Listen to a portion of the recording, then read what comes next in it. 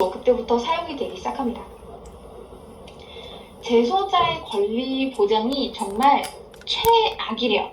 그러니까 우리가 생각하기에는 최고의 교도소지만 들어간 입장에서는 최악의 교도소인 겁니다. 별명은 탈출이 불가능한 인류 역사상 가장 최악의 교도소입니다. 여기가 탈옥이 불가능하다라고 불리는 이유는 여기가 보시면 절벽이 있어요. 절벽이 가장 높은 지대가 원래 41m 정도 된다고 하더라고요. 그리고 주변에 조류 흐름이 엄청 빠르대요. 수심도 깊고 수온이 되게 낮대요. 거기다가 플러스 여기에 상어가 살아요. 정말 천혜의 형무소 지형이에요. 근데 이게 정말 말로만 무슨 상어가 돌아다닌다 그러는 거 아니야? 에이 무슨 뭐 샌프란시스코 앞바다에 상어야 라고 생각을 해서 한 다큐멘터리에서 실험을 한 가지를 했다고 합니다. 물론 이게 여기에 상어가 산다를 증명하려고 했던 다큐멘터리는 아니었어요. 당시 다큐멘터리가 무슨 내용이었냐면 상어들은 똑같은 크기의 돌고래가 그 옆에 있으면 돌고래를 뭐 공격한다거나 사냥을 하지 않는다 그런 걸 증명하기 위해서 여기에서 이제 실험을 했는데 물기젤리를 탁 던지니까 몇 초 만에 상어가 팍 하고 치갔다고 합니다. 촬영 스텝 전원이 설마 에이 우연이겠지 하면서 다시 한번 탁 던졌는데 10초 만에 상어가 다시 탁 나타나서 물개 젤리를 탁 물어갔다고 합니다. 여긴 진짜로 상어가 살고 있어요. 또 여기서 이 재소자들이 힘든 이유가 또 있는데 이 재소자들 창문이 하나씩 나 있잖아요. 그냥 무조건 막 어두운 깜빵은 아니니까 창문이 나 있는데 그 창문이 어디로 나 있느냐면 샌프란시스코에 밤만 되면 막 불빛이 막 반짝반짝 하는데 난 여기서 창살을 이렇게 쥐고서 감옥에 갇혀 있는 거야. 정신적으로도 힘들고 탈출도 못하고 몸도 너무 힘든 이런 재소자들의 인권 보장을 제대로 해주지 않는 감옥이었기 때문에 진짜 힘들었을 거예요. 하지만 여기 들어가는 사람들이 일단 좀 악명 높은 사람들이 많았기 때문에 여러분들 너무 불쌍해하실 필요 없습니다. 샌프란시스코에서 이 섬까지 거리가 얼마나 되냐면 2km. 차라리 안 보이면 몰라. 안 보이면 모르겠는데 2km 밖에 사람들이 자유롭게 돌아다니는데 저게 막 불빛이 막 반짝반짝 하는데 막 난 여기서 창살을 받고 보고 있는 거야. 여러분들이 이제 알카트라즈 감옥이라는 곳이 어떤 곳인지 대충 감을 잡으셨을 거라고 생각을 해요. 이런 알카트라즈 감옥에서 1946년 5월 24일 날 탈출을 시도했던 한 사람들의 에피소드를 들려줄게요. 은행 강도랑 5명의 죄수들이 이 알카트라즈 감옥에서 탈옥을 시도를 합니다. 이 사람들이 공격적으로 탈출을 시도했거든요. 그 사건을 알카트라즈 전투라고 불러요. 이 탈출 시도는요, 버나드 코이라는 사람이 주도해서 탈옥 계획을 짜게 됐는데요. 근데 이 버나드 코이라는 사람이 은행 강도로 25년형을 받았었거든요. 원래는 다른 감옥에 있었는데 알카트라즈로 넘어온 거고 이 사람이랑 같이 탈옥을 계획한 다른 5명도 다른 감옥에 있다가 알카트라즈로 넘어온 사람들이었어요. 그 중에 제일 어린 수감자가 16살의 살해 혐의를 받고 유죄 판결을 받은 당시 19살짜리 남자아이였어. 이 코이랑 다른 수감자들은 몇 달 동안 관찰을 합니다. 이 탈옥의 스텝 1이에요. 항상 관찰을 잘해야 돼요. 몇 달 동안 간수들 습관, 간수들이 뭐 행동 패턴, 이동 경로, 감옥 내 허술한 부분 이런 거를 막 찾아 돌아다녔어. 그리고 결국 1946년 5월 2일 버나드 조셉이라는 다른 죄수의 도움을 받아가지고 윤활유를 구합니다. 윤활유를 몸에다가 막 발라. 막 여기 막 머리도 막 바르고 막 발라. 왜 발랐을까요? 창살을 막 탄 다음에 꼭대기까지 올라가. 근데 그 꼭대기에 뭐가 있냐면 무기고가 있어요. 근데 아무리 이 사람이 윤활유를 들이부었어도 이 창살에는 기본 너비가 있을 거 아니야. 근데 이거를 창살을 조금 넓힐 수 있는 기구를 사용해가지고 이걸 넓혔어. 이 사람이 올랐던 곳이 여기예요. 여기를 타고 이렇게 올라간 거야. 근데 이 바스프레더를 어떻게 만들었냐면 늘리는 거야. 이 사이 막대기를 늘리는 건데 이거를 어디서 구했냐면 화장실을 고치는 용도로 있었던 볼트하고 너트하고 파이프를 구해가지고 이거를 만든 거야. 조악하게. 근데 뭐 워낙 조악한 재료였고 시간도 충분하지 않아가지고 조금 더 벌어지는 정도. 이 사이를 들어가기 위해서 이 버나드는 며칠 동안 굶었다고 합니다. 자, 이렇게 창살을 통과해서 이렇게 통과해서 들어간 다음에 이 총기 보관소에 있던 총, 경찰봉, 열쇠, 가스 수류탄 이런 걸 막 밑에 있는 동료들한테 집어던져. 야, 받아라! 이러면서 다 던져. 밑에 있던 동료들이 무장을 하기 시작합니다. 비무장한 간수 8명을 잡아가지고 감옥에 넣어요.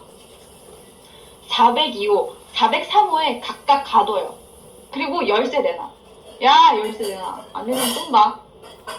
그래서 열쇠를 다 뜯었어. 왜냐하면 밖으로 나가야 되니까. 한가운데 공터 보면 저기를 나갈 수 있는 열쇠가 필요해요. 근데 이 무기고에는 그 열쇠가 없었어요. 그러다 보니까 간수들을 잡아가지고 열쇠를 다 삥 뜯은 거야.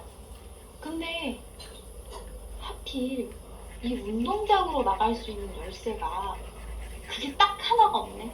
다른 열쇠는 다 있는데 그 열쇠가 딱 하나가 없어. 간수 한 명이 그걸 숨기고 있었던 거야. 이 운동장 밖으로 나갈 수가 없으면 결국 탈출이 불가능한 상황이에요. 원래 계획은 총을 딱 탈취해가지고 교도관들을 딱 잡아 넣은 다음에 운동장 열쇠를 다 찾아가지고 12시에 오는 그 보트를 타가지고 그 보트 막 인질들을 막 잡아가지고 샌프란시스코로 딱 나간 다음에 프리덤 딱 이렇게 해야 되는데 아니 교도관들을 잡고 열쇠는 찾았는데 운동장으로 나갈 수가 없네. 이 교도소 내에서 옆에 운동장으로 탈출해가지고 밑으로 쪼로로록 내려가서 선착장에 있는 보트를 딱 타기만 하면 끝나는 건데 여기서 밖으로 못 나가는 거야. 얼마나 짜증나겠어요. 좌절하기 시작하고 분노하기 시작합니다. 교도관 2명을 땅땅 쏴요. 한 명이 사망합니다. 그리고 교도관들은 전부 다 인질이 되어버렸죠. 하지만 이 교도관들 다 죽인 보스몹이라서 열쇠를 땡겨나가고 떨어뜨리는 게 아니잖아요. 다 죽였지만 결국 이 사람들은 감옥 안에 갇힌 상태잖아. 이 6명이 이야기를 합니다. 야, 어떡하냐, 이거 나가지도 못하겠는데 어떻게 해볼래? 그러는데 3명은 됐어, 난 여기까지만 할래 하더니 털레털레 걸어가지고 열린 감옥으로 딱 들어간 다음에 자기가 감옥문을 딱 잠궈. 우린 됐어, 여기까지 할게, 니네 잘 탈옥해봐라.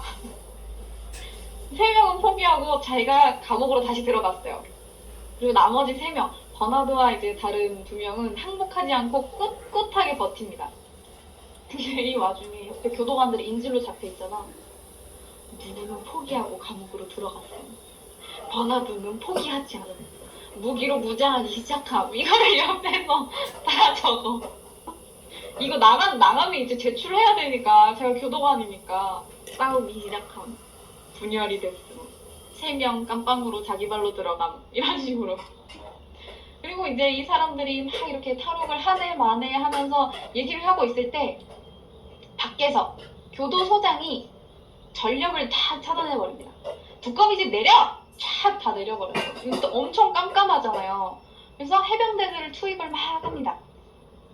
지붕에다가 구멍을 뚫어.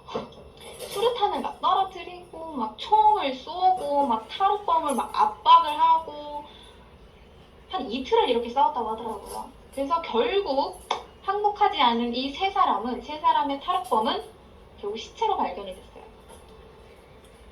나머지 가담자들 역시 재판을 받고 사형 판결을 받아서 사망합니다.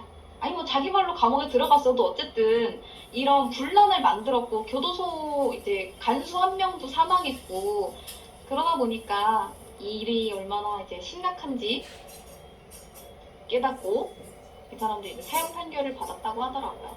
제일 어렸던 카네스라는 죄수는 추가형을 선고를 받았고 나중에 1973년에 풀려났다고 합니다.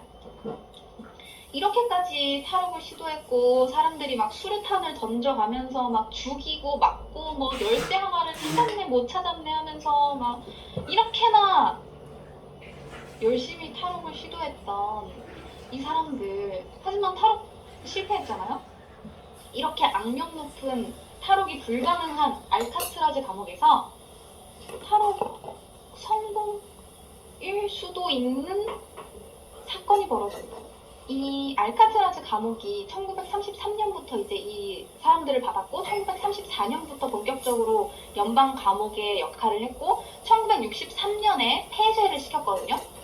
이 29년 동안 탈옥을 시도한 사람이 41명, 다시 잡힌 사람이 26명, 사살된 사람이 아까 3명, 익사한 사람, 그리고 행방불명이 된 사람이 2명입니다. 근데 이 알카트라즈 감옥에서 유일하게 성공을 했다, 못했다 이렇게 말이 나오는 3명을 포함하면 행방불명이 5명이에요. 이 사람들은 결국 행방불명이야. 미스테리야. 이 사람들의 탈옥 과정, 탈옥 뭐 결과 이런 건 미스테리입니다. 알 수가 없어요. 하지만 어쨌든 감옥에서는 사라졌고 잡히지 않았으니까 시체도 발견되지 않았으니까 일단 잠정적으로는 탈옥 사건이라고 합시다. 그래서 어쨌든 탈옥 사건 이야기를 해봅시다. 1962년 6월 12일 새벽이에요. 아침 점호 시간입니다. 점호 시간이 되면 죄수들은 이 숫자를 카운팅할 수 있게 창살 앞에 이렇게 나와 있어야 돼요. 근데 한 죄수가 꼼짝도 안 하고 아침 점호 시간인데 자고 있는 거야. 열받겠지. 일어나! 이 새끼가 늦잠 자고 있어. 야 일어나! 하는데 안 일어나. 뭐야? 야, 씨, 이 자식이 하면서 딱 열고 발로 뻥 찼는데 머리가 대굴. 이 상태에서 머리가 대굴대굴 떨어져 버린 거예요. 가짜 머리요. 이게 알카트라즈 전설의 미스테리 탈옥 사건의 시작입니다. 사건의 발단은 프랭크 모리스라는 사람이 들어오면서였다고 합니다. 1960년에 마약 소지 및 무장 강도 혐의로 체포가 돼서 이 알카트라즈에 들어온 사람은요. 이 사람이 프랭크 모리스입니다. 이 사람이 들어오면서 시작이 됐어. 이 사람은 들어오자마자 어떻게 탈출하지? 하면서 같이 탈출할 사람을 찾기 시작해요. 얼마 안 가서 앵글린 형제랑 앨런 웨스트라는 사람이 같이 탈옥을 하기로 결정을 합니다. 같이 탈출을 하기로 한 앵글린 형제예요. 그래서 총 4명이 탈출을 같이 하기로 결정을 합니다. 근데 이후에는 앨런 웨스트라는 사람이 자기가 주동자였다라고 주장하긴 하는데 이 사람이 앨런 웨스트예요. 실수는 않고요. 근데 이 프랭크 모리스라는 사람이 IQ가 133이래요. IQ가 되게 높아가지고 결국 이 사람이 주동자가 돼가지고 계획을 짜서 이제 탈출을 시도를 하는데 이 앨런 웨스트라는 이 사람은요 원래 간수들 사이에서 평판이 되게 안 좋았대요. 얘는 좀 말썽을 많이 부리고 말도 잘 안 듣고 간수들이 얘기해도 잘 안 듣는다라고 생각을 해가지고 평판이 되게 안 좋았는데 그래서 감옥 내에서도 이 죄수들이 일을 한단 말이야. 근데 그 중에서도 되게 힘든 일을 이 앨런 웨스트라는 사람이 많이 맡았대요. 이 사람이 어떤 일을 했냐면 깜빵 뒤쪽에 있는 먼지들을 청소하는 일을 맡았어. 평소와 다름없이 이 깜빵 뒤에 복도를 이제 청소를 막 하고 있는데 환풍구에 뭐가 반짝반짝 하는 거야. 뭐지 저게? 하면서 딱 봤는데 녹슨 톡, 줄, 이런 게 발견이 된 거야. 누가 뭐 탈옥을 하려고 숨겨놨든 뭐 수리를 하려고 거기다 놔뒀든 그건 중요하지 않은데 어쨌든 환풍구에 톱이랑 줄이 발견이 된 거예요. 아, 이거 가지고 탈옥 한번 해봐야겠다 싶은 거야. 결국 이제 이 4명이 탈옥 팀을 만들어가지고 차근차근 탈옥 계획을 시행해 나갑니다. 첫 번째로 하는 일은요, 제일 오래 걸리는 거. 땅 파는 게 제일 오래 걸리잖아요. 땅을 파요. 이게 이제 벽 뒤쪽 사진이에요. 각자 식당에서 훔친 숟가락으로 환풍구 옆에다가 구멍을 뚫기 시작합니다. 6시에서 7시 사이에 이 1시간 동안은 죄수들이 악기 연주를 할 수 있는 시간인데 막 여기저기서 막 뚱땅뚱땅거리고 막 끼익거리고 난리가 나니까 그 시간 동안 겁나 파고 나머지 죄수들도 들키지 않도록 열심히 악기 연주도 해줬고 이 4명이 감옥이 붙어 있었거든요. 그래서 한 명이 겁나 파고 있으면 나머지가 거울 같은 걸 이렇게 들고 와가지고 복도를 싹 비춰가지고 야 간수온다 그럼 이제 활짝 해가지고 막 이런 식으로 막 벽을 막 파기 시작한 거예요. 그리고 야 갔다 그럼 또 파, 또 겁나 파, 또 계속 파.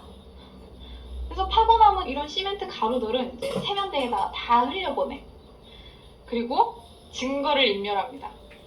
근데 구멍이 점점점 커지잖아요. 이제 어떻게 막 막을 수 있는 게 없는 거예요.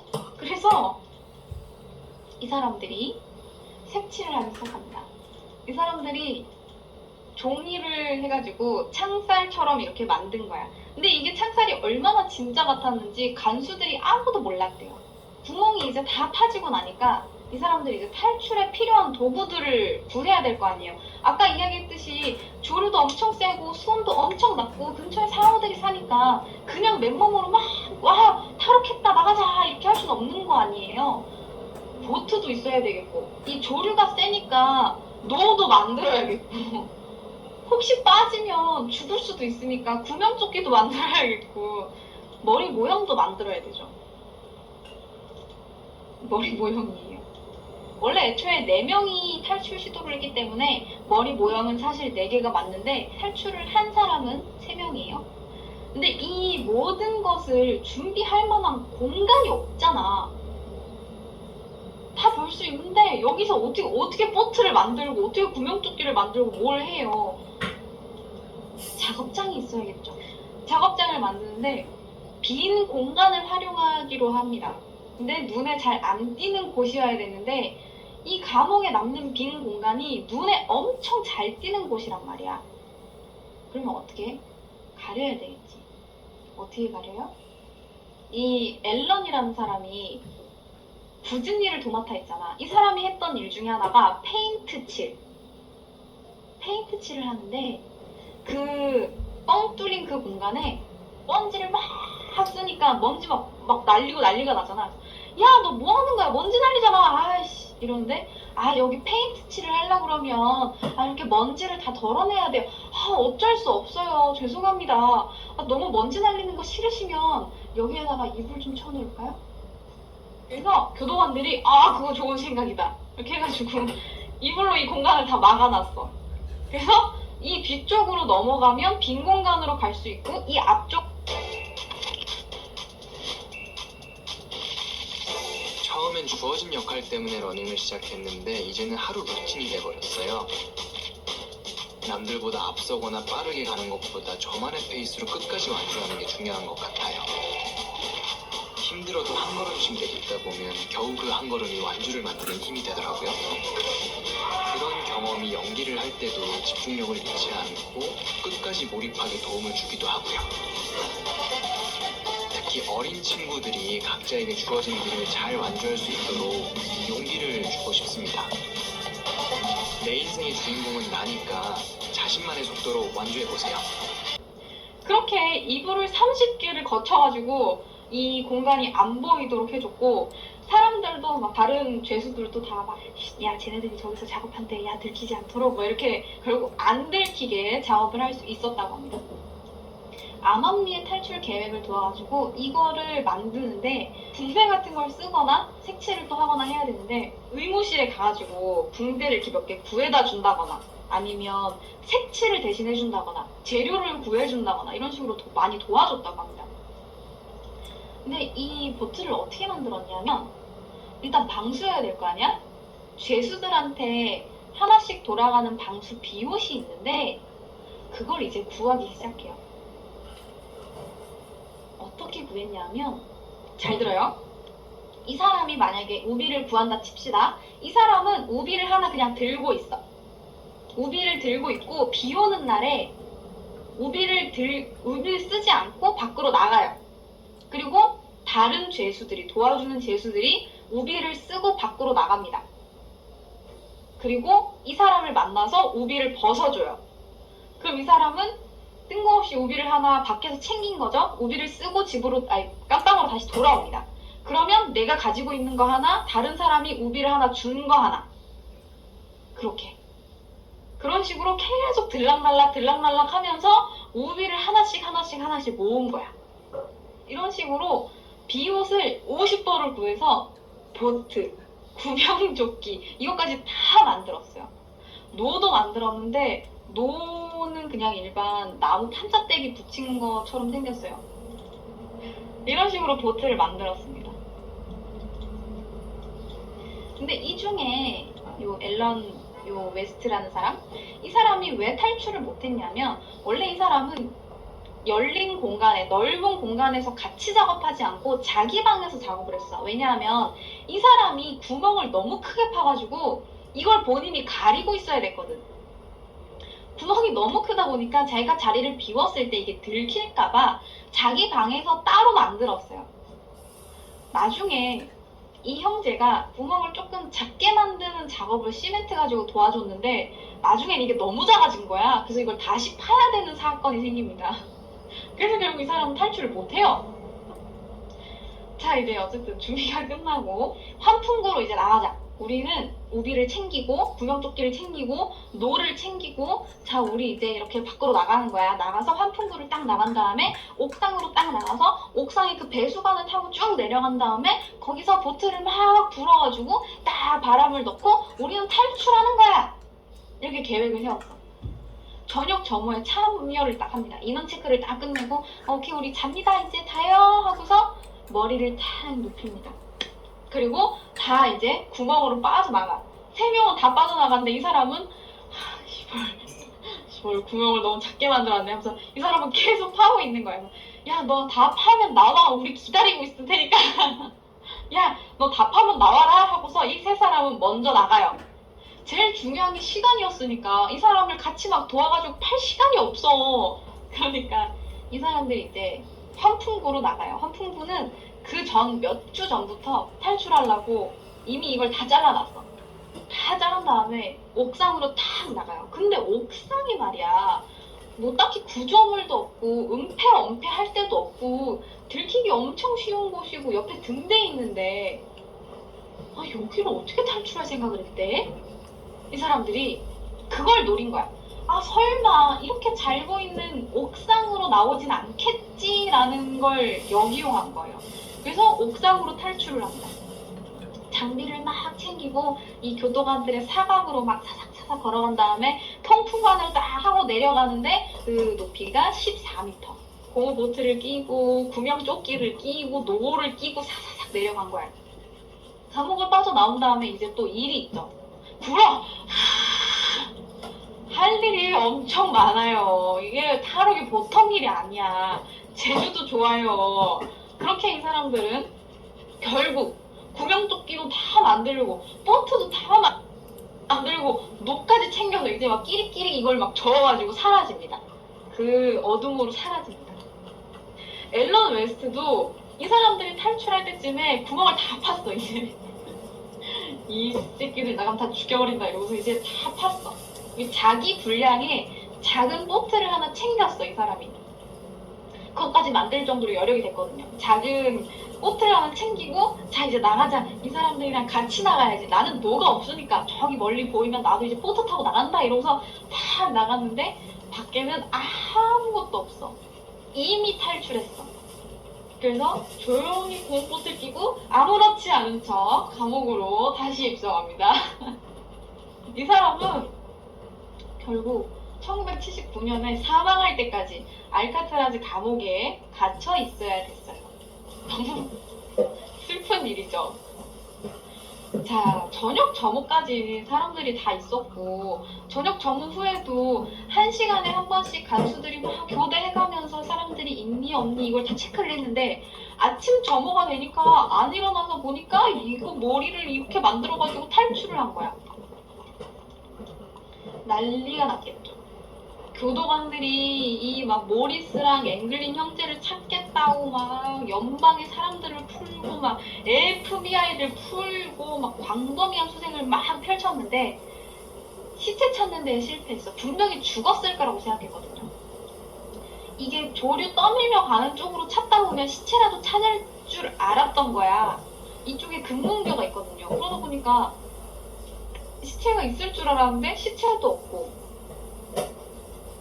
그냥 상어갑이 됐겠다라고 잠정적으로 결론을 내립니다. 근데 이게 결론을 내리게 된 이유가 한 선박의 선원들이 해안가에 떠다니던 시체를 발견을 했대요. 근데 그냥 그 시체를 놔두고 가버렸대. 시체가 분명 있었는데 우리는 그 시체를 신고하지 않았고 우리 시체를 보기는 봤다. 이렇게 된 거야. 그래서 저 사람들이 봤던 시체가 그 시체인가 보다 하고 있었고 이 당시 이제 이 선박 선원들이 노르웨이 사람들이라서 신고를 잘 안 했나 봐요. 그래서 그냥 이제 그렇게 넘어갔고 근처를 수색을 하니까 이 사람들이 만들었던 보트 잔해, 앵글린 형제의 소지품 이런 게 발견이 된 거예요. 그래서 시체도 발견이 됐고 보트도 발견이 됐고 이 형제의 소지품도 발견이 됐으니까 죽었겠구만? 이렇게 결론이 난 거죠. 하지만 결국 시체를 발견을 못했기 때문에 살아있다라는 이야기도 돌아요. 성공했다라는 주장도 있긴 한데 확실한 건 아무것도 없는 거죠. 결국 사망했다라고 잠정적으로 결론을 내렸는데 앵글린 형제의 조카가 나중에 돼서야 이야기를 합니다. 삼촌들한테서 그 해 12월에 크리스마스 카드를 받았다. 1970년대에 살아있는 사진도 우리는 가지고 있었지만 삼촌들이 잡힐까봐 이것을 공개하지 않았다. 밝히면서 수사 당국이 이 크리스마스 카드 가지고 필적 감정을 했는데 진짜 앵글린 형제 필적인 거예요. 수사 종결은 됐는데 여전히 그냥 징역형 집행이 정지된 상태인 거예요. 그래서 지금이라도 잡히면 다시 들어가 이 사람들은. 그래서 2016년에도 이 사람들의 이 사진을 가지고 요즘 기술 좋잖아. 그래서 늙었을 때의 모습을 이렇게 예측을 해가지고 사진 만드는 거 있잖아. 그걸 해가지고 사람들한테 보일 수 있도록 이렇게 뿌린대요. 이 사람들이 언제든 잡히기만 하면 다시 감옥으로 들어가실 분들입니다, 이분들이. 그래서 이러한 내용들이 1979년에 영화로 나왔죠. 알카트라즈 탈출이라는 영화로 나옵니다. 얼굴 보시면 아시겠지만 클린트 이스트우드가 주연이고요. 파라마운트사가 배급사인데 이거를 만드는데 800만 달러가 들었대요. 근데 결국 4천만 달러가 넘는 흥행에 성공했죠. 영화 내에서는 이 사람들이 소장은 입사했다 이렇게 딱 결론을 내렸는데 나중에 약간 좀 그런 암시 주는 거 있잖아요. 약간 꽃 같은 거 이렇게 그 지역에 피지 않는 꽃 이런 거 딱 비추면서 이제 그 사람들의 모습은 보이지 않지만 살아있다라는 의미를 이렇게 꼬리에 꼬리를 무는 호기심은 끊임없이 나를 움직이게 했지.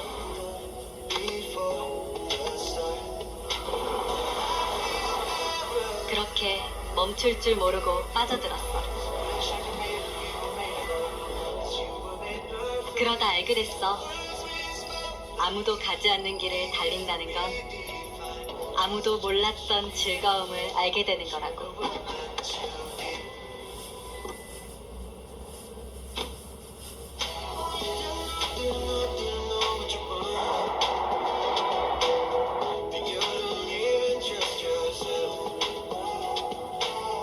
나만의 즐거움으로 시작했던 이 여정이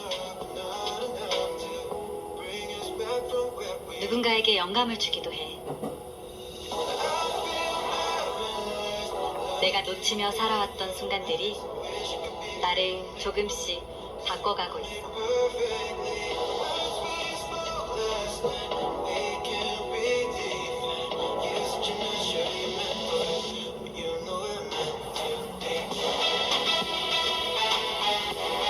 그렇게 호기심에 이끌려 예정에 없던 길을 나서면 라고 하더라고요. 그리고 그 2008년인가 한 다큐멘터리에서 이 사람들이 정말 탈옥을 할 수 있었을까를 실험을 한 게 있었대요. 똑같은 시도를 했어. 교도소 안에서 구할 수 있는 비옷을 구해서 이 똑같은 본드를 해가지고 보트를 만들어서 탈출을 할 수 있다 없다를 했는데 바다가 당시에 되게 잠잠했고 근처 조류를 잘 알고 있다면 가능하다라는 결론이 나왔어요. 진짜 운이 좋다면, 진짜로 실력이 좋다면 탈출 가능합니다. 이 알카트라즈 감옥은. 나중에 이 사람들이 탈출하고 나서 6개월 뒤에 또 다른 탈옥범들이 탈출을 시도를 했거든요. 여기는 진짜 꾸준히 탈출을 시도를 하는 것 같아. 이 사람들은 톱을 가지고 썰었어. 이 사람들이 그 녹슨 톱을 발견을 했는지는 모르겠는데 톱을 가지고 이걸 썰어. 그래서 탈출을 시도를 했어. 근데 한 명은 탁 뛰어내리면서 다리가 골절됐어. 그대로 잡힙니다. 다른 한 명은 막 도망간 다음에 이 사람이 보트는 못 만들었고 수술용 장갑을 겁나 불어가지고 이 수술용 장갑을 막 엮은 다음에 이걸 가지고 동동동동 푸는 거야. 근데 이게 이 사람들이 탈출을 시도했던 게 6월이고 6개월 뒤면 12월이잖아. 개 추워요. 이 사람이 나중에 발견이 됐는데 이 사람이 금문교 근처에서 저체온증으로 쇼크 상태로 발견이 됩니다. 발견 즉시 고스란히 다시 알카트라즈 감옥으로 들어갔어요. 탈출에 성공을 했다는 공식적인 기록이 단 한 건도 없는 곳입니다. 나중에 이 알카트라즈 감옥은 연방정부가 도저히 이 유지를 할 수가 없어서 1962년에 폐쇄를 했고 지금은 관광지가 됐어요. 여러분들도 갈 수 있어요. 근데 여기가 엄청나게 넓대요. 어마어마하게 넓대요. 감옥 치고는. 막 엄청 돌아다니고 A구역이 있고 B구역이 있고 C구역이 있고 D구역이 있고 막 D구역은 뭐 모험수를 위한 곳이고 책을 볼 수 있는 곳이고 막 이런 식으로 엄청 막 삥삥삥삥삥삥 돈대요. 아, 대학교 생각하면 되겠다. 그래서 뭐 지금은 관광지로 쓰고 있으니까 여러분들 나중에 뭐 가고 싶으면 가보셔도 될 것 같아요. 여기가 죽기 전에 꼭 가봐야 할 관광지 1001곳 중에 한 곳이라고 합니다. 이렇게 첫 번째 이야기 끝이 났습니다.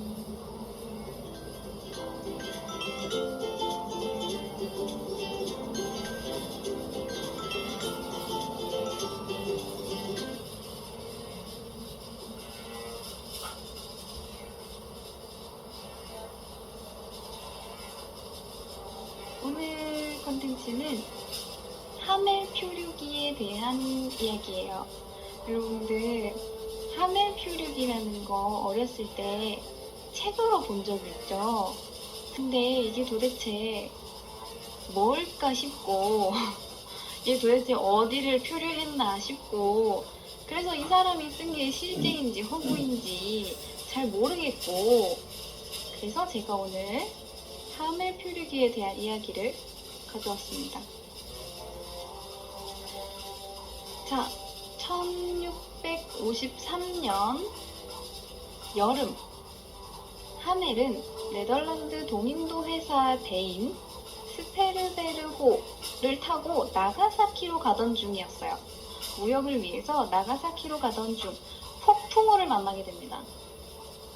거센 파도가 불고 배가 부서지고 36명만이 살아남아서 낯선 해안가에 도착을 하게 되는데 드든 중국식 옷을 입은 남자가 나타나더니 허둥지둥 도망가요. 저기 하는데 그 사람이 도망가 버렸어. 그래서 여기는 도대체 뭔가? 여기는 일본이 맞는가? 내가 일본이라고 들었던 그 사람들이 입던 옷이 아닌데 여기는 중국인 건가? 싶고, 그래서 그 난파한 근처에서 하룻밤을 보내게 되는데 다음날 무장한 군사 1000여 명이 들이닥칩니다. 그들을 에워싸고 놀라서 납작 엎드려 있던 네덜란드인 36명을 끌고 가기 시작합니다. 이것이 우리 한국의 서양인이 단체로 방한한 그 하멜 표류기입니다. 그 중에 이제 36명 중에 한 명이었던 당시 서기 역할이었던 하멜이 조선에 표류했던 기록이 바로 하멜 표류기입니다. 서양인 최초 조선인에 대한 조선 기록서인 거죠. 하멜이 당시 23살이었어요. 네덜란드 동인도 회사 소속 선원이고요. 서기로 일을 하고 있었는데 나름 잘 나가는 사람이었어. 지금으로 따지면 장교 정도? 근데 이 하멜이라는 남자는 자기의 직책을 벗어나서라도 건축가의 아들이고 자기의 대부는 시장이고 이미 집에 돈이 많은 부잣집 아들내미였어요. 그런데 이 하멜이 동인도 회사에서 일을 하다가 표류하게 된 거죠. 자, 그러면 어떻게 된 건지 제대로 한번 알아봅시다. 이 스페르베르호는 동인도 회사 소속 배고요. 하멜은 동인도 회사 직원이었습니다. 이 동인도 회사란 1602년에 네덜란드가 동양 무역을 위해서 설립한 회사예요. 그래서 18세기 후반까지 해상무역과 식민지 경영을 전담을 했던 곳입니다. 그리고 16세기 초반까지 가장 이 항로 개척에 적극적이었던 곳이 딱 두 군데가 있는데, 하나는 포르투갈, 하나는 스페인입니다. 그 다음이 바로 네덜란드예요. 근데 네덜란드가 어떻게 해서 더 적극적이 됐냐면 1588년에 영국이랑 협력해서 카디스항에서 해상 패권을 장악하고 있던 스페인 군대에게 승리를 거두면서 네덜란드가 급부상을 하고 있었어요. 그래서 이때에는 네덜란드라고 하면 어마어마하게 잘 사는 곳. 그래서 이때 동인도 회사가 설립이 됐고요. 네덜란드는 번영의 상징이 됩니다. 요 어마어마한 동인도 회사 직원이 바로 하멜이고요. 이때는 워낙 항로 개척에 관심이 많던 때라서 전 세계의 교역이 시작되던 때였어. 그러니까 이때가 바로 대항해 시대입니다. 대항해 시대. 우리 동료도 찾고 무역도 하고 원피스도 찾아 나서는 그런 대항해 시대에 하멜이 있었던 겁니다. 그러다가 조선에 표류를 하게 되는데 요 하멜이 가지고 있던 조선인에 대한 첫인상이 있어요. 아주 상세하게 적어놨는데 조선인에 대한 첫인상이 어땠냐면, 그들은 중국식 복장을 하고 있었지만 머리엔 말총으로 짠 모자를 쓰고 있었습니다. 해적이나 본토에서 추방된 중국인들이 사는 곳에 왔을지도 모른다는 생각에 우리는 모두 겁을 먹었습니다. 라고 적혀있어요.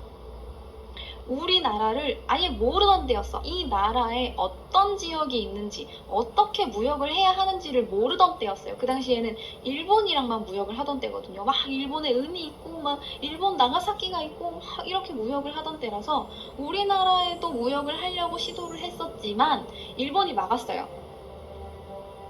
너네들 조선이랑 무역하려고? 조선이랑 놀면 우린 이제 너네랑 안 놀아? 이렇게 해버린 거야. 그러니까 이미 무역을 하고 있던 일본이랑 끊으면서까지 굳이 조선이랑 무역을 해야 하나 싶은 생각이 들었기 때문에 조선이랑 이제 무역을 시도조차 하지 않았던 거죠. 그러던 와중에 하멜이 조선에 오게 된 겁니다. 자, 하멜은 이렇게 생각했어요. 우리가 본토에서 추방된 중국인이거나 해적일 거다라고 생각을 했어. 자, 그러면 조선인들은 어떻게 생각했을까요?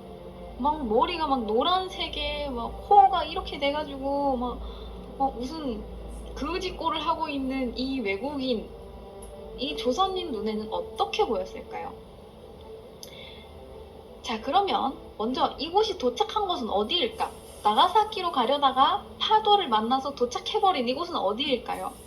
제주도에 도착했어요.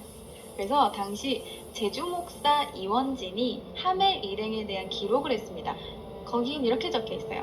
이 사람들은 눈이 파랗고 코가 높고 머리가 노랗고 수염이 짧습니다. 머리를 풀어 산발을 하고 여인네들이나 입는 알록달록하고 치렁치렁한 옷을 입은 것이 우리와는 풍습이 크게 다른 것 같습니다. 라고 적어놨어요. 근데 이 하멜 일행들이 딱 도착을 했는데 머물 곳이 없잖아. 그래서 임시 거처를 마련을 해주는데 이곳이 바로 어디냐? 우리의 광해군이 유배를 갔다가 사망했던 곳입니다. 광해군이 사망한 지 12년 후에 그 집에 하멜 일행이 들이닥친 겁니다. 축복할게요. 그렇다면 이들은 어떻게 의사소통을 했을까요? 어떻게 의사소통을 했을까요? 말이 안 통하는데 영어도 안 되고 뭐 조선말도 안 되고 네덜란드어도 안 되는데 이들은 어떻게 의사소통을 했을까요? 그 한 번은 그런 적이 있었어요. 그 난파된 그 배에서 갑자기 뜬금없이 저장해놓은 화약이 폭발을 해가지고 사람들이 바닥에 다 납작 엎드려 있었던 적이 있어요. 그래서 두 번을 꽝꽝 하고 터지니까 사람들이 이렇게 엎드려 있다가 와 꽝꽝 이러니까 이 하멜 일행도 자 뭐겠어요? 저거 또 터지니? 이러니까 아니 우리도 몰라. 네, 이렇게 바디랭귀지가 유용합니다. 네, 그랬던 적이 있어요. 자, 근데 일단 너네들은 왜 왔고 너네들은 어느 나라 사람이고 어떻게 여기에 도착하게 됐고 너네들이 이제 어디로 갈 거니? 너네들 뭘 할 거니? 니들 이름이 뭐니? 라고 물어봐야 되잖아. 자, 그래서 한양에서 조사 겸 통역 겸 특파원이 파견이 됩니다. 이 사람이 누구냐? 박연입니다. 이분은 조선 최초 귀화인입니다. 이분의 본명은 얀 야너스 벨테브레이입니다.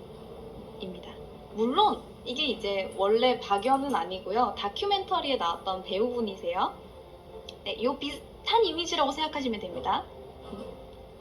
이 사람은 1627년 우베르케르크호를 타고 일본 나가사키로 가던 중 하멜과 똑같은 태클을 타고 태풍에 휘말려 파도에 휘말려 제주도에 도착을 합니다. 이때 이분은 하멜은 36명이 있는데 이 박연이라는 분은 3명밖에 없었어. 그래서 동료 히아베르츠 그리고 피에테르츠 박연 이렇게 3명이 도착을 하게 되는데 함께 식수를 구하려고 상륙을 했다가 관원에 붙잡혀서 서울로 짤랑짤랑 호송되게 됩니다. 자, 근데 요 당시에 원래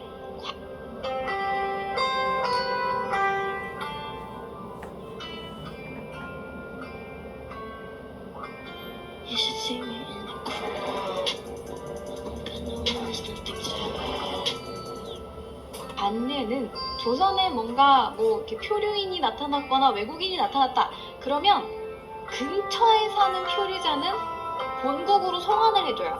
그러니까 뭐 중국인이 표류가 됐다 그럼 중국으로 보내주고요. 일본인이 표류했다 그럼 일본으로 보내주는 거예요. 그런데 그렇지 않을 경우에 무조건 명나라로 의탁을 시킵니다.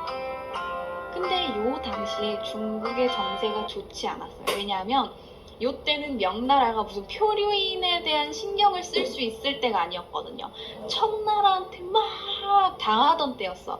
명청이 교체되던 시기였단 말이에요. 그래서 청나라한테 막 공격을 받기도 바쁘니까 명나라가 야 몰라 니네 알아서 해 이렇게 해버렸단 말이에요. 그래서 야 그러면 이거 어떡하냐? 그러면 이 명나라는 안 되니까 일본에 한번 보내볼까? 그래서 일본에다가 연락을 합니다. 너네들 표류인들 데려갈래? 그랬는데 일본에서도 거부를 합니다. 일본에서 약간 뭔가 딜을 해보고자 했을 수도 있어요. 그런데 일본에서 거절하니까 이 조선에서 되게 쿨하게 포기합니다. 송환을 포기해요. 그래? 싫어? 그럼 뭐 우리가 데리고 있지 뭐. 이렇게 되는 거예요. 당시 인조는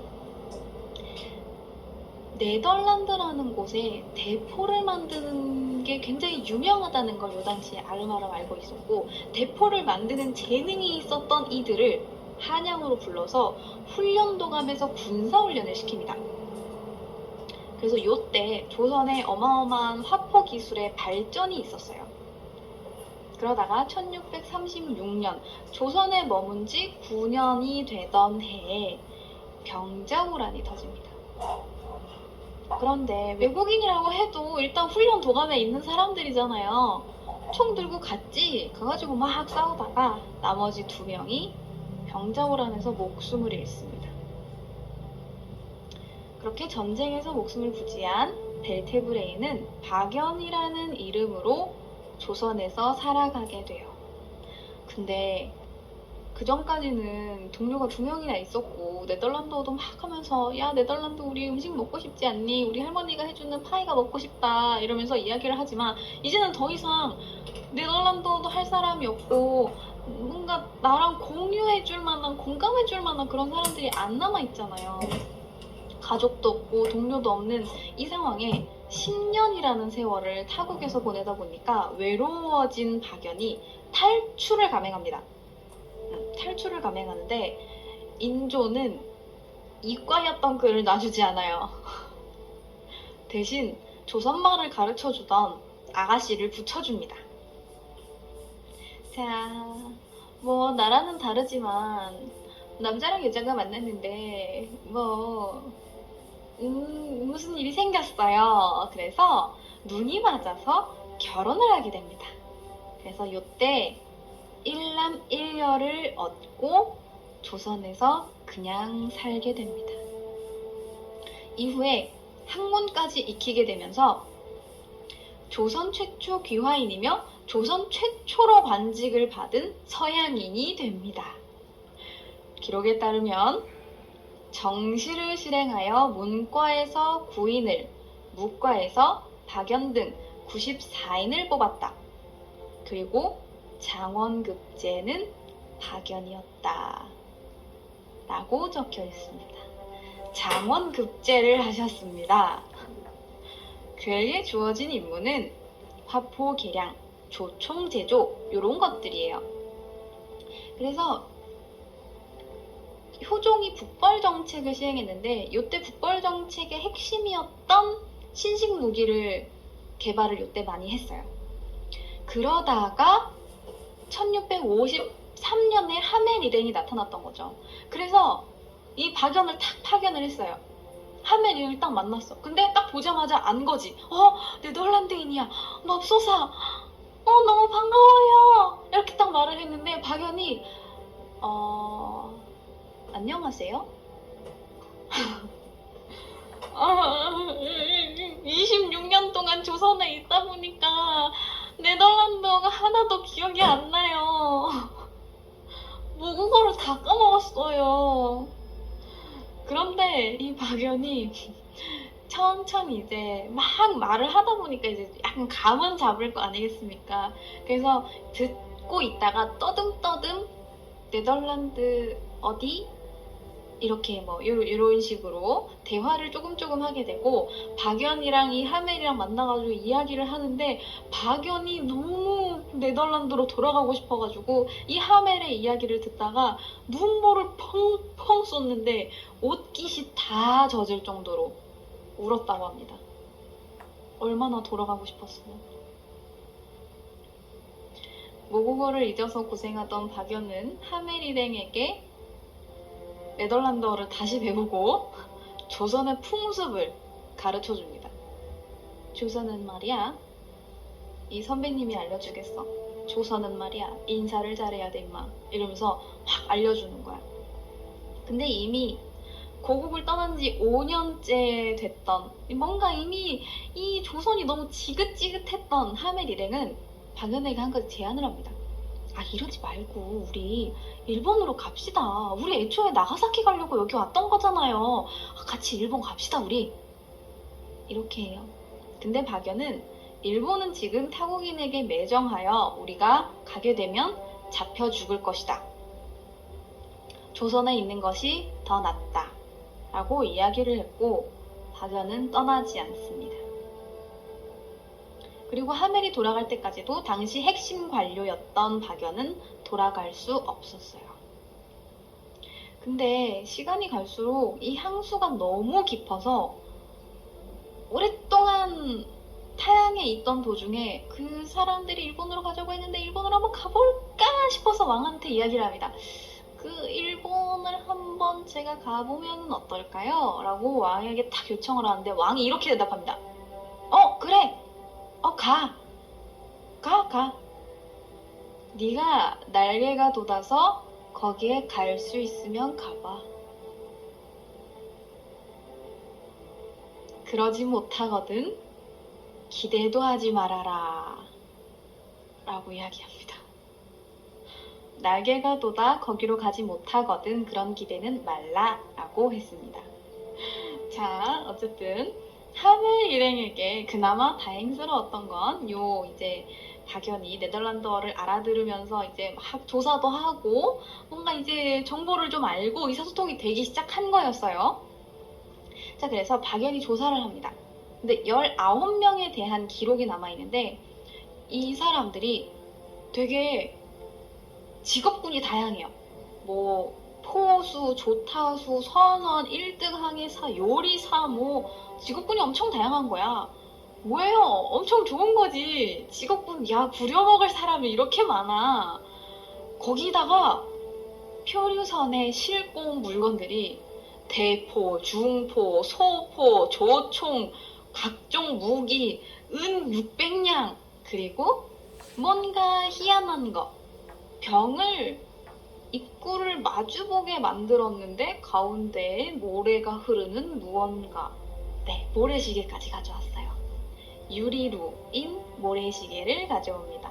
그리고 여기에다가 뭐 망원경, 거울, 기타 등등 종합 선물 세트가 빰 하고 도착한 거예요. 막 요리사 나왔죠, 뭐 포수 나왔죠, 뭐 박연도 있죠. 종합 선물 세트가 빠밤 하고 있는데, 자, 요 사람들이 근데 제대로 써먹혀지진 않았어요. 안타깝게도. 당시에는 인조가 아니라 효종 때였기 때문에 뭔가 좀 효종은 이 사람들에게 호의적이기는 했지만 부려먹을 생각을 딱히 하지는 못했던 것 같아요. 그러던 도중 이들이 제주에 계속 제주에 있었는데 무슨 이유에서인지 제주 목사가 부식을 중단시켜버립니다. 그러니까 너네 표류인이지만 우리가 밥을 좀 나눠줄게 라고 했었는데 갑자기 밥을 안 주기 시작해요. 그러자 하멜 일행이 밥과 소금물만 먹고 살게 됩니다. 조금의 반찬을 주긴 했는데 먹는 법을 몰랐대요. 그래서 소금물이랑 밥을 먹고 살았고 결국 제주에서 탈출을 하려고 했는데 배를 훔치려고 했어요. 고을에 가가지고 야, 우리 배만 훔치면 우리 이거 타고 나가사키로 가서 우리 가는 거야. 우리 돌아가는 거야. 이랬는데 살금살금 가는데 어디서 개가 짖어. 그래서 들켰어. 실패합니다. 잡혀서 볼기짝을 5대를 맞아요. 와, 우리나라 볼기짝을 5대를 맞으면 한 달을 고생합니다. 아주 좋은 경험하죠. 그러던 중 효종이 이들을 한양으로 부릅니다. 그전에는 박연이 한양에서 제주로 왔는데 이제는 효종이 이들을 한양으로 불러요.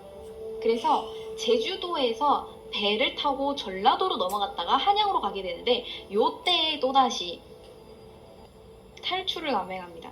어떻게 생각했냐면 배를 타고 가는데 보통 일반인들이 아니라 이 사람들 표류인이잖아. 왕의 명령으로 가는 거잖아. 그러면 군졸들이 붙을 거 아닙니까? 군졸들이 따닥따닥 붙어가지고 같이 딱 배를 타는데 이 사람들이 배멀미를 하는 거야. 와, 막 여기저기 막 우에 이러고 난리가 났어. 그래서 하면 일행들이 생각을 합니다. 이 인간들을 모조리 바다에 쳐놓고 이 배를 탈취하면 우리가 도망갈 수 있지 않을까? 라고 생각을 합니다. 하지만 조선의 배를 모는 방법을 몰라요. 포기합니다. 그러면 왜 이렇게까지 하멜 일행을 억류를 한 걸까요? 왜 그랬던 걸까? 아니 데려다 그렇게 쓸 것도 아니고 뭐 박연처럼 뭐 관직을 줄 것도 아닌데 왜 이렇게까지나 못 도망가게 했을까? 당시에는 임진왜란도 겪었고 병자호란도 겪어서 국내의 정세가 되게 혼란스러웠어요.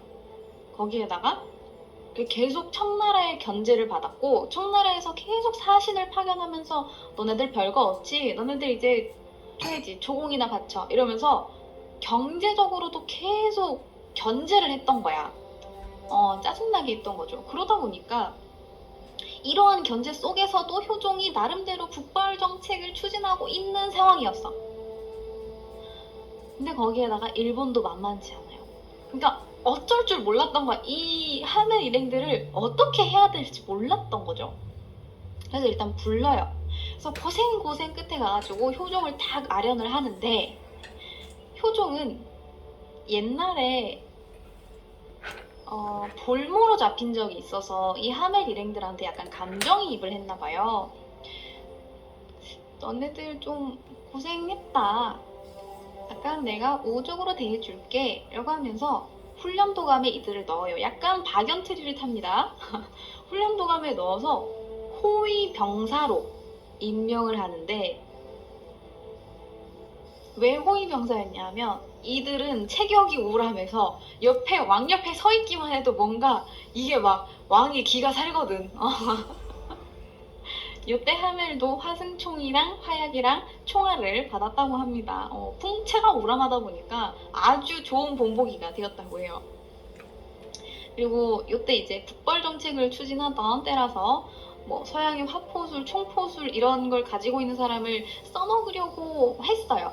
그래서 훈련도감에 넣었는데 이 훈련도감에서 이 하멜이 보고 들은 게 많은가 봐. 적어놨어. 군사들은 봄, 가을마다 3개월씩 훈련을 받고 매달 3번씩 사격 훈련과 그 밖에 전술 훈련을 다녀온다. 그들은 세상 모든 책임이 그들의 어깨에 달려있는 것처럼 맹렬하게 군사훈련을 했다. 라고 적혀있어요.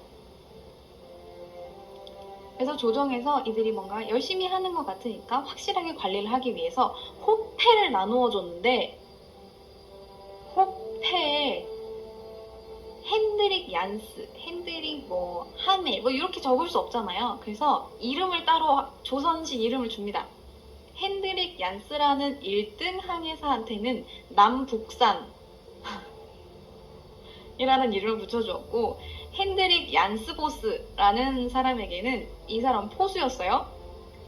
이 포수에게는 남이안이라는 이름을 붙여주었습니다.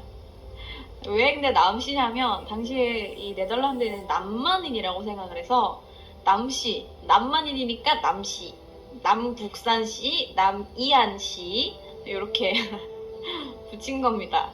네. 그래서 이 효종이 이 하멜 일행들에게 호의적이었기 때문에 도착했을 때 축하 잔치를 벌여줬어요. 근데 막 잔치를 막 벌이다가 이 하멜 일행들이 이게 들어가기 시작하잖아요. 막 이거를 한 잔, 두 잔, 막 술이 들어간다, 막 이렇게 들어가기 시작하니까 흥이 나는 거야. 그래서 막 어깨춤을 추고 노래를 막 부르니까 이게 소문이 났어. 이상한 사람들이 이상한 벽 안에 금발머리 인간들이 춤을 춘다더라. 이래서 소문이 쫙 돕니다. 그러다 보니까 지방에서 유명한 권세가 집안에서 초청을 해요. 이 사람들을 초청을 해가지고 지방 순회 공연을 다닙니다. 그러니까 그 당시에 얼마나 구경거리였겠어요. 이 무슨 파란 눈도 처음 보고 금발도 처음 보는데 이 사람들이 막 노래를 부르고 춤을 추니까 너무 신기한 거지. 얼마나 인기가 좋았는지 대갓집의 하인들이 너네들 일로 와봐. 우리 대감님이 부르셔. 이래가지고 불러가지고는 하인들끼리 이렇게 모여가지고 그 사람들을 막 구경을 하고 그랬다니까. 근데 이게 너무 심하다 보니까 하멜의 기록에 따르면 우리는 우리가 살고 있는 골목길도 제대로 다니지 못했고 집에서조차 구경꾼들 때문에 편하게 쉬지를 못했다 라고 적혀있어요. 진짜 어마어마한 유명인인 거죠. 아이돌급인 거지. 막 사람들이 막 다음 장을 넘어가지고 어디 한번 보자 막 이렇게 하고 있으니까 부담스러운 거지. 근데 요 하멜 일행들이 살던 곳은 게스트하우스? 외국인들 게스트하우스? 같은 느낌이었어요. 그래서 한국에 귀화한 중국인들이 살던 집에 하멜 일행들을 같이 끼워 넣은 거예요. 그러다 보니까 더부살이를 하기 시작하는데 이 중국인들이 먼저 왔다고 아주 막 텃세를 부리는 거야. 막 겨울이 되면 야 너네 늦게 들어왔으니까 어디 장작 좀 구해와봐. 이러면서 막 장작을 구해오라고 시키는데 근처에 장작이 없는 거야. 그래가지고 막 하멜 일행들이 막 덜덜덜덜 떨면서 막 5km씩 걸어가지고 장작을 구해오고 그랬어요. 얼마나 고생했겠어요, 이 진짜. 근데 타지에서 너무 서럽게 나름 이 하멜도 부잣집 아들내미인데 자기는 불도 제대로 떼본 적이 없을 텐데 심지어 뭐 일하는 것도 아니고 석이야 석이 이거 적는 사람이야. 몸 쓰는 일도 안 해봤고 부잣집 아들내미 곱게 자랐는데 막 어디 5km 가갖고 막 집신 신고 막 이거를 5km씩 걸어가지고 장작을 떼우니까 이게 너무 힘든 거죠. 너무 힘이 드니까 1655년 3월 또 조선에 청나라 사신들이 옵니다. 너네 또 조공 준비해놨니? 그래 어디 한번 보자 이러면서 이제 딱 조선을 또 견제를 하러 왔어. 근데 청나라에서 왔던 이 사신들이 돌아가는 날 소동이 벌어집니다.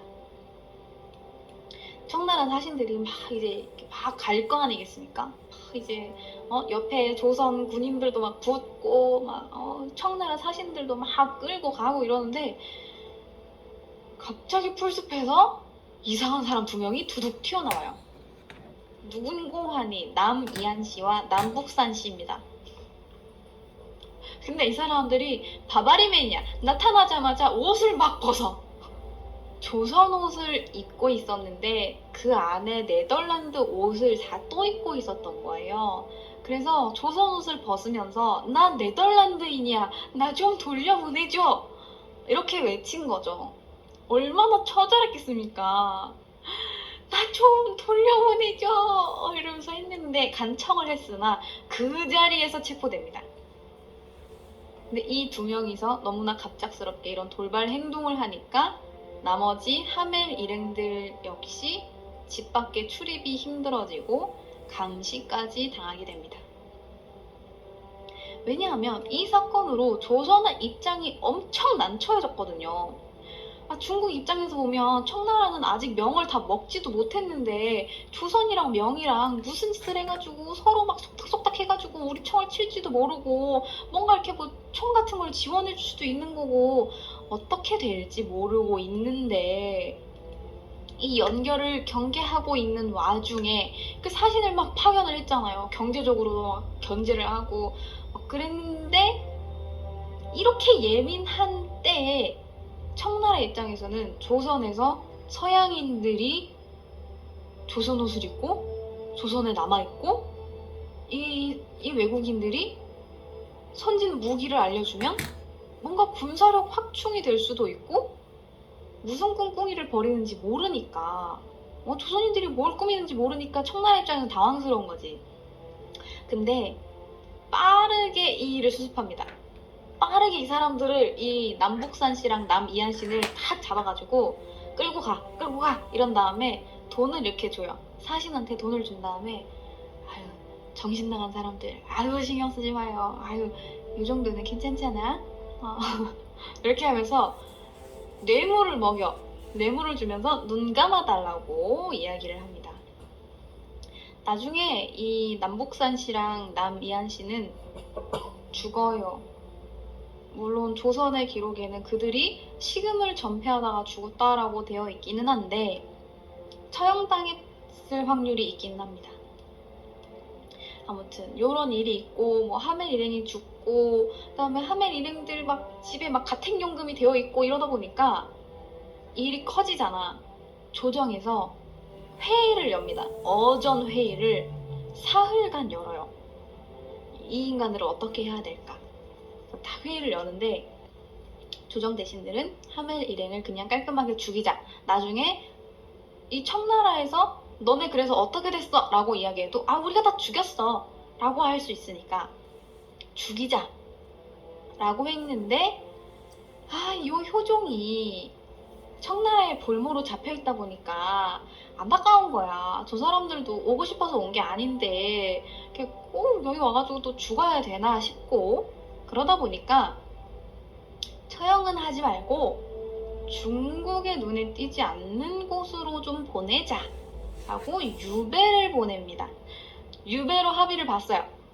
사형은 시키지 않고 유배를 보내는데 어디로 가느냐? 전라도 경영이라는 곳으로 갔는데 여기에 가서는 오만 가지 자벽에 시달립니다. 무슨 일까지 했냐면 나무를 해다 팔아요. 이분들도 조선 패치가 되고 있어요. 나무를 해다가 팔고 대신 잡초를 뽑아주고 온갖 고생 다 하다가 옷이 막 해질 정도로 고생을 하다가 너무 가난에 시달리다 보니까 밥이랑 같이 먹을 소금 한 줌을 구하려고 3km씩 걸어 다니고 그랬어요. 이렇게 소금 한 줌 구하려고 막 나무도 하고 잡초도 뽑고 그랬는데 이 돈이 안 돼. 그러다 보니까 국어를 하러 다녀요. 저기 밥 한 공기만요. 이러면서 그지가 됐어요. 국어를 하던 이 일행들이 나중에 스님이랑 친해집니다. 어떤 스님? 탁발승. 똑똑똑똑똑똑똑똑똑똑 시주하시지요. 같이 다니는 거야. 탁발승이랑 같이 먹을 거 구하러 다니는 거야. 근데 요 당시에 조선이 어마어마하게 힘들었어요. 왜냐하면 대기근이었거든요. 그래서 이 하멜 일행들이 밥 한 공기만 주세요. 그러면 조선인들도 한 푼만 줍쇼. 이러면서 같이 구걸하러 다니는 거야. 이 조선이 어마어마하게 궁핍했던 시기예요. 이 기근이 왜 왔냐 하면 딱 이 하멜 일행이 왔던 때가 이 17세기가 소빙하기예요. 빙하기. 그 중에서도 하멜 일행이 왔던 때가 제일 추울 때예요. 어마어마하게 추웠던 거야. 이때가 얼마나 추웠는지 봄에 동해 바다가 얼어붙습니다. 한여름에 경기도에 서리가 내려요. 하멜이 있는 동안 동해가 2번이나 얼어붙었어요. 그래서 이 하멜의 표류기에 따르면 이 추위에 대한 기록이 되게 많이 남아 있단 말이에요. 뭐라고 적혀 있냐면 1662년 우리가 산간에 있는 사찰에 갔을 때는 눈이 얼마나 많이 왔는지 집과 나무가 다 파묻혀 사람들이 눈 속에 굴을 뚫고 이 집 저 집으로 옮겨 다니는 것을 보았다. 라고 전라남도에서 기록하고 있습니다. 진짜 추운 거예요. 전라남도에서 눈이 막 이만큼씩 쌓이니까 굴을 파고 다니는 거야, 사람들이. 근데 추운 것뿐만 아니라 이 이상 한파로 인해서 가뭄이 계속되는 거예요. 그래서 그 당시에 수천 명의 사람들이 기근으로 굶어 죽었고, 도로에는 군사들이 배치되었는데 아사한 사람들을 매장하는 일을 했다고 합니다. 그러니까 대항해 시대와 소빙하기가 겹친 때에 하멜이 하필이면 조선으로 온 거예요. 7년 만에 11명이 사망합니다. 22명만이 살아남았는데, 이것도 11명을 같이 데리고 있기가 힘들어서 뿔뿔이 흩어나요. 뭐 5명은 어디로, 5명은 어디로, 나머지는 또 어디로, 이렇게 뿔뿔이 흩어집니다. 그런데 또 설상가상 이 하멜 일행들에게 그나마 우호적이었던 효종이 사망합니다. 그리고 현종이 즉위를 하게 되는데, 현종은 즉위와 동시에 무엇에 휘말렸냐? 예속 논쟁에 휘말립니다. 19살에 즉위한 이 현종은, 현종이 즉위를 하는 건 효종이 죽고 나서 아니겠어요? 그러니까 같은 해잖아? 효종의 상에 상복을 입는데 상복을 3년 입을 거냐 1년 입을 거냐로 싸워대는 거예요. 아니 이게 뭐가 중요해요? 지금 밖에서 사람들이 굶어 죽고 있다는데 지금. 근데 이게 또 중요합니다. 왜 중요하냐? 외란이랑 호란을 겪으면서 지배층의 권위가 하락을 하고, 뭔가 나라의 근간을 제대로 잡기 위해서는 예치가 제대로 돼야 된다고 생각했어요. 예와 치. 그러다 보니까 이 상봉 논쟁이 당연한 거죠. 얘를 얼마나 차릴 것이냐를 두고 나름 이게 중요해서 예속 논쟁이 벌어지는데, 막 조정에서 예속 논쟁, 뭐 상복을 3년을 입어야 된다, 1년을 입어야 된다, 막 이러고 싸우고 있으니까 하멜, 걔네가 누구지? 아, 현종 때 왔던 그 이상한 남북한신가 남북산신가 걔네들? 이라고 된 거예요. 관심이 멀어지게 된 거죠. 그러다 보니까 1666년에 그동안 조정에서 내려주던 그 몇 푼 안 되는 급료를 모아다가 이 하멜 일행이 어부의 어선을 하나 삽니다. 어선을 막 사가지고 여수 해안가로 이건 막 몰고 가요. 그래서 조선에 표착한 지 13년하고도 28일 만에 극적으로 8명만이 탈출을 한 거죠. 정말 천신만고 끝에 일본 나가사키에 도착을 합니다. 근데 요 나가사키에 도착을 했는데, 이 뜬금없이 도착한 네덜란드인들 덕분에 조선이랑 일본 간의 마찰이 벌어집니다. 예전에 이 일이 있기 전에 조선이랑 일본 사이에 갑신 표류 사건이라는 게 있었는데, 그러니까 표류민이 생기면 우리 서로 알려주자 이렇게 된 거예요.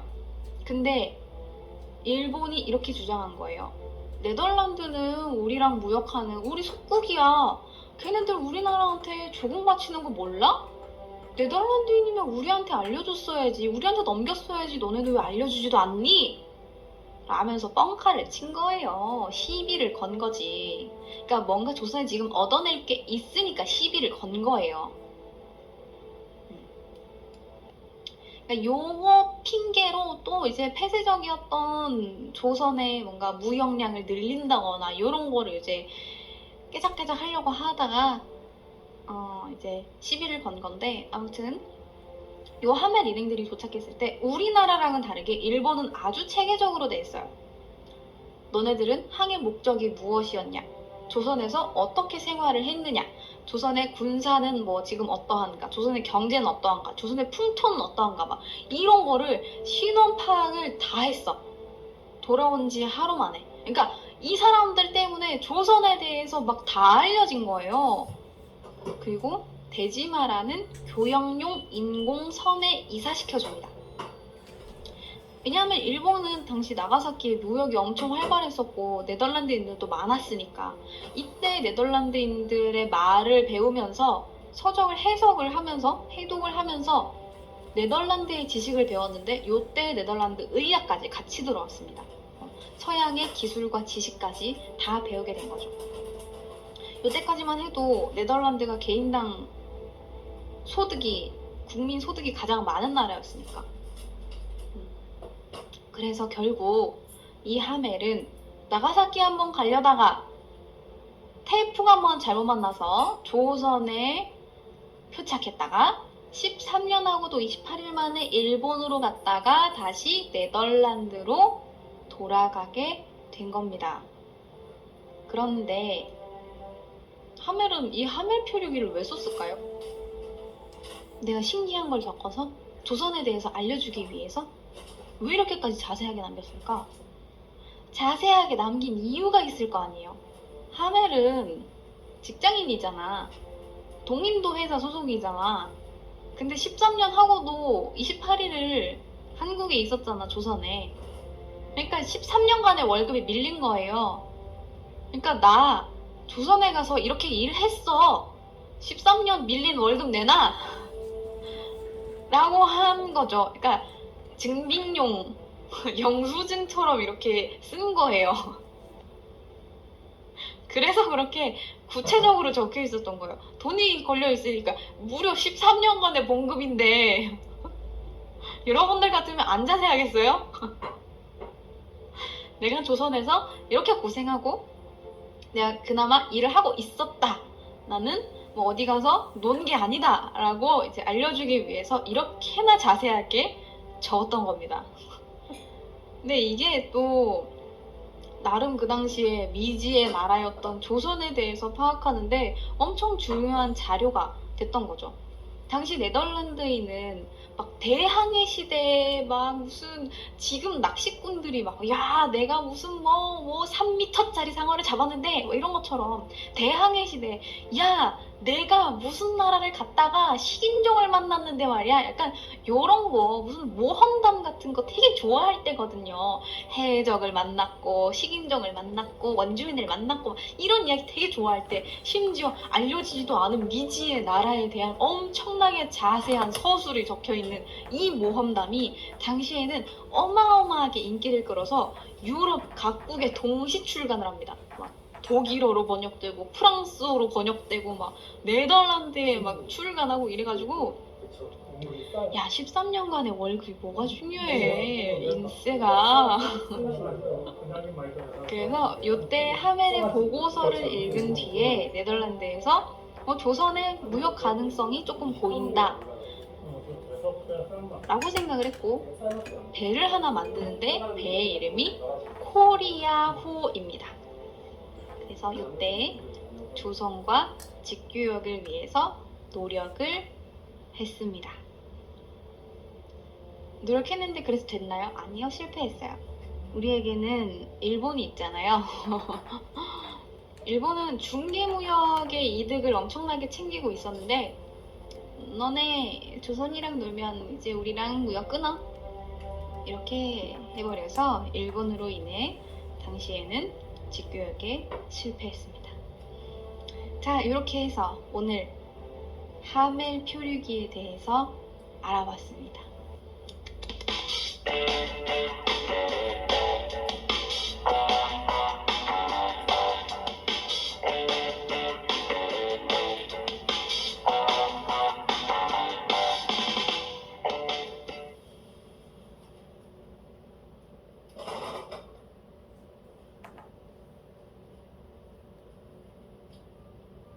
오늘은 여러분 조선의 유명한 여자 중 한 명이죠.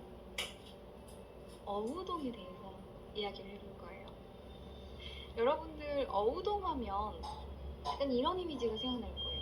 모자를 이렇게 삐뚤음하게 쓰고 막 기생 옷을 막 입고 치마 이렇게 막 올려가지고 속치마 막 다 보이게 해서 남자들 막 꼬시러 다니고 엄청 화려할 것 같은 이미지요.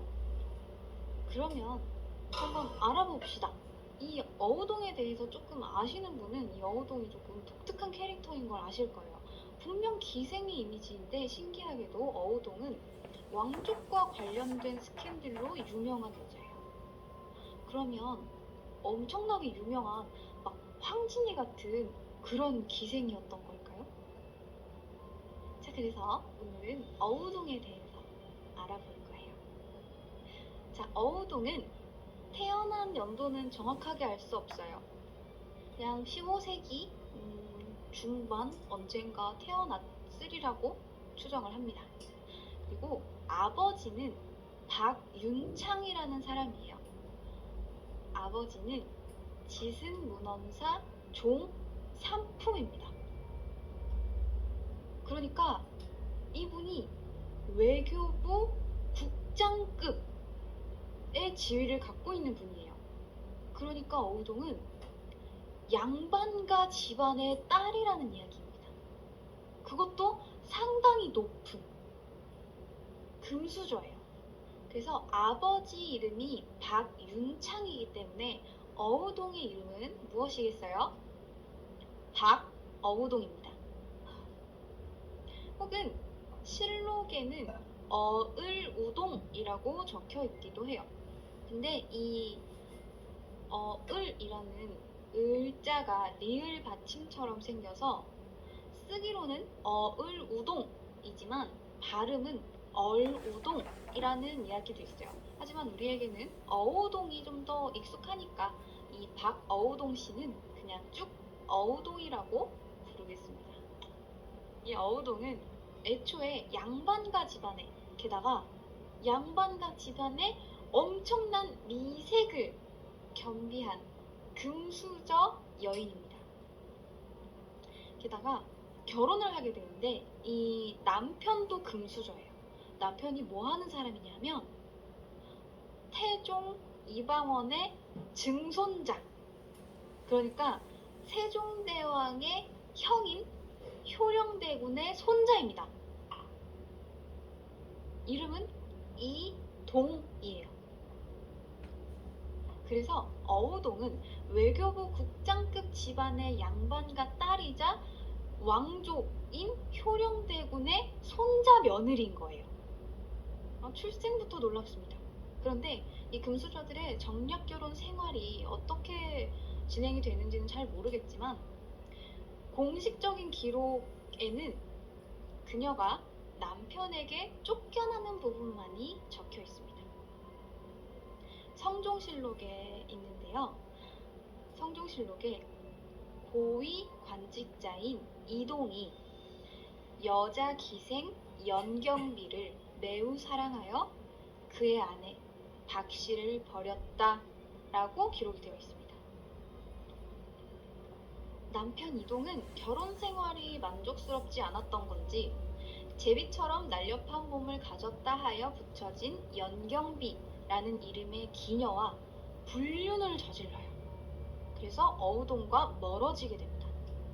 그런데 이때 하필 우연히도 어우동 역시 집안에서 은을 만드는 은장인이 집안에 거주하고 있었는데 이 은장인을 좋아하여 가까이 하였고 이동이 이를 알게 되어 쫓아내었다 라고 기록이 되어 있습니다.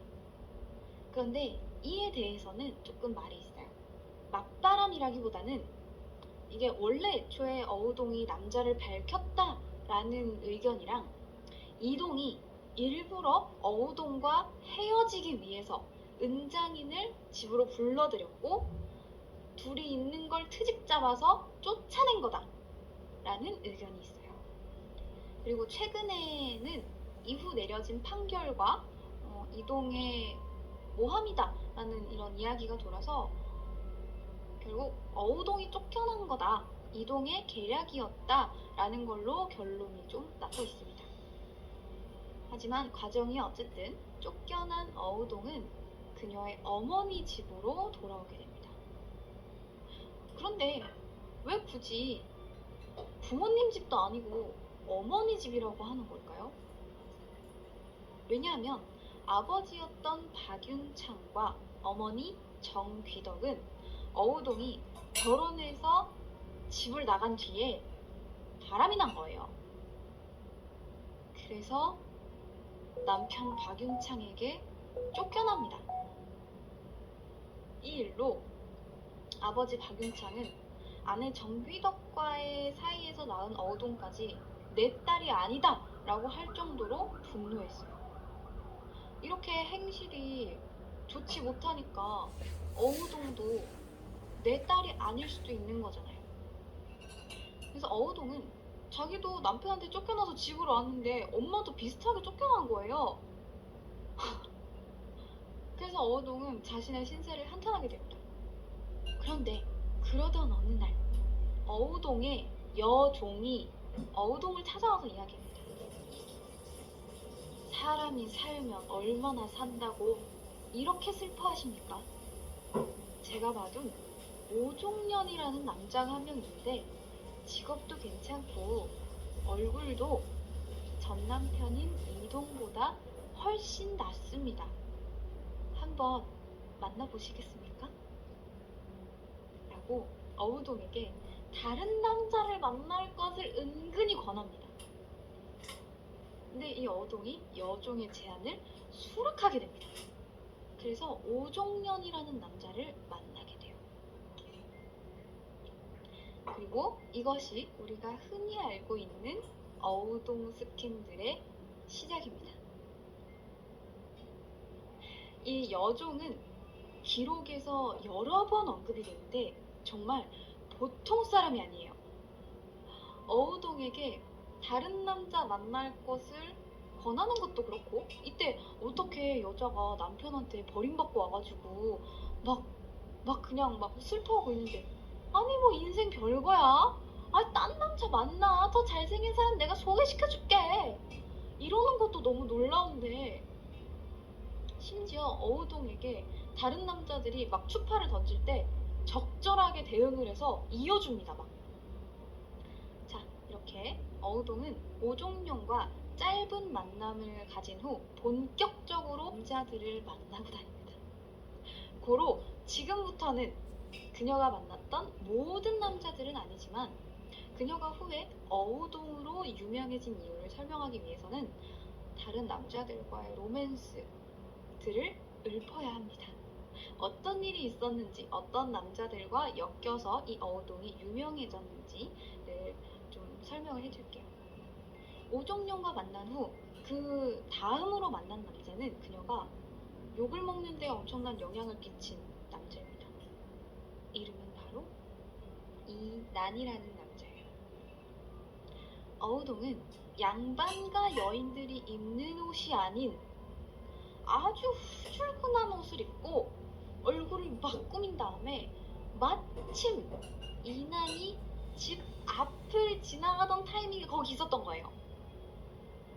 근데 보통 양반가 여자들은 막 지나치게 꾸미고 막 옷을 화려하게 입고 이러고 막 돌아다니는데 갑자기 얼굴은 진짜 예쁜데 그냥 막 추리닝 같은 거 입고 막 엄청 캐주얼하게 막 다니는 거야.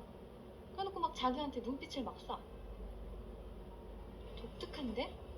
엄청나게 예쁜 여자가 옷을 저렇게 편하게 입고 다니네? 이건 뭐지? 싶은 거예요. 그렇게 어우동과 이난은 간통을 하게 됩니다. 둘이 아주 깊은 관계를 맺게 돼요. 어떻게 깊은 관계를 맺었냐면 어우동은 원래 양반가 딸이었잖아요. 그래서 상당히 많이 배웠기 때문에 문학적 재능도 있었고 시를 잘 지었대요.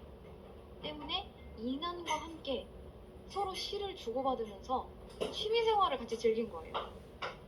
그러니까 둘이 같이 도서관을 간다거나 둘이 같이 논문을 쓴다거나 하는 식으로 뭐 정치 얘기를 하면서 서로 되게 잘 맞았던 거야. 아 근데 이 이난이 문제가 있어요. 이난도 왕족입니다. 세상에 손자예요. 와, 남편도 왕족이었는데 바람 피운 남자도 왕족이에요. 그러니까 어우동은 근친상간을 하게 된 겁니다. 이렇게 인한과 불륜 관계를 맺던 어우동은 어느 날 인한의 집에 놀러 왔다가 과거 급제하고 길거리에서 축하 퍼레이드를 벌이던 남자를 보게 됩니다. 그 남자의 이름은 홍찬. 잘생겨서였는지 그냥 마음에 들어서였는지 어우동은 바로 홍찬을 만나기 위해서 계획적으로 판을 짭니다. 일단 홍찬이 어디를 주로 돌아다니는지 동선 파악해요. 그리고 길거리에서